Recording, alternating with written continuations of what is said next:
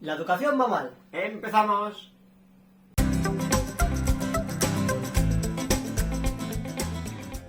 Bienvenidos, bienvenidas otra vez a Feminismo para Inconformistas. Hoy os vamos a hablar de las cuotas. Primero tenemos que entender que las cuotas empiezan en la literatura feminista. La teoría feminista es la primera en la que empieza a hablar de las cuotas y sobre todo a partir de los años 90 se empieza a exigir unas cuotas, un mínimo de plazas para mujeres en el ámbito de la política. Después va a pasar a la economía y poco a poco está entrando también esta idea de cuotas en la administración. De la política solamente os voy a comentar brevemente una sola cuestión. En la política, en los partidos políticos, cuando se hacen las listas electorales, siempre tiene que haber un mínimo de un 40% de cualquiera de los dos sexos, sea hombre o sea mujeres.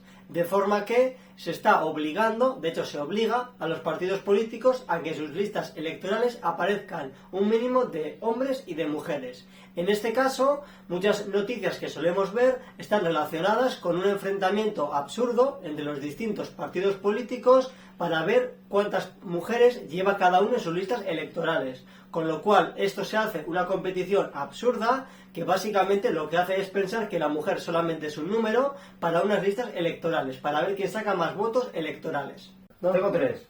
Sí, yo tengo 2. ¿Y qué es que haga con esto? ¿Eh? Con solo 2 mujeres. ¿Por qué no a votar, evidentemente? ¿O no? No estás contenta, ¿no? Eres un puto machista de mierda. Confío plenamente en vuestras capacidades, futuros votantes y votantes para este partido político. Vais a ver cómo en mi lista estamos siempre y siempre confiamos en la igualdad de hombres y mujeres. Por eso, en mi lista, como podéis ver, tengo la suerte y la fortuna de contar con 3 mujeres en mis listas. Votadme y tendremos una sociedad más feminista e igualitaria. Gracias.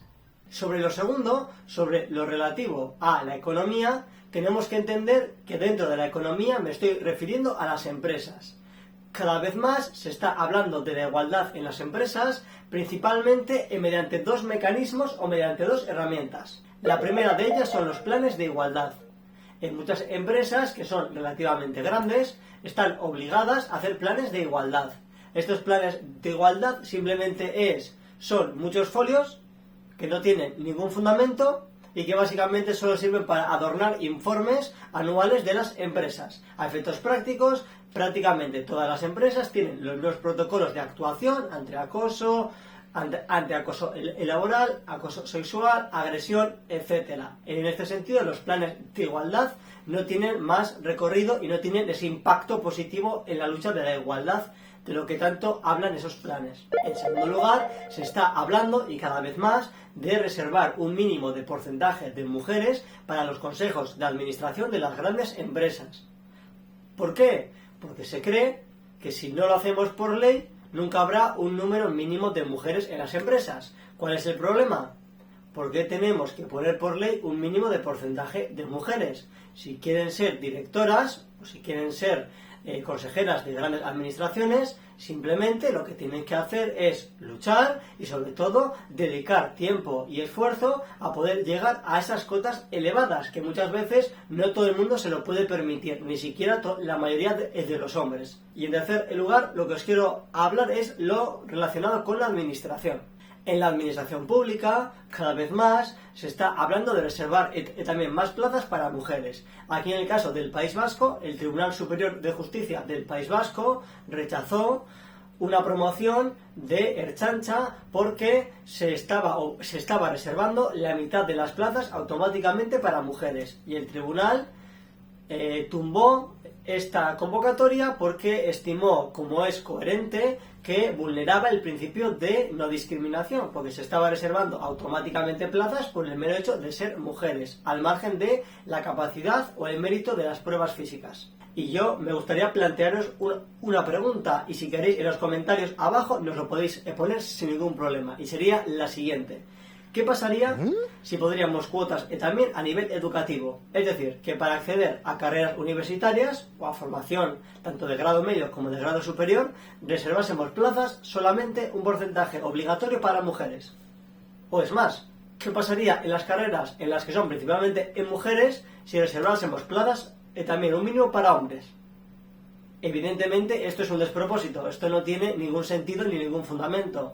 No se pueden reservar plazas por razón de sexo, porque vulnera el derecho fundamental de la no discriminación por razón de sexo, recogido en la Constitución española. ¿Nos puede gustar más? ¿Nos puede gustar menos? Lo que no puede ser es que empecemos a retorcer las normas que tenemos solamente para que una ideología, y encima que está distorsionada y no tiene fundamento, haga su misión, que en este caso es obligar y forzar a que más mujeres estén en algunos sitios, porque de hecho muchas veces se plantea incluso con el fútbol, es decir, ¿por qué las mujeres ganan menos y por qué los hombres ganan más? En este caso el salario se deriva o viene principalmente por los ingresos que generan. Si una persona genera más ingresos, al margen de que sea un chico o una chica, simplemente pues se le pagará más en el mercado, de forma que una modelo femenina siempre va a ganar mucho más que un modelo masculino, simplemente porque mueve más dinero. Por lo tanto, importante, aquí desde la pizarra siempre hacemos un llamamiento a hablar con un mínimo de propiedad, con fundamento.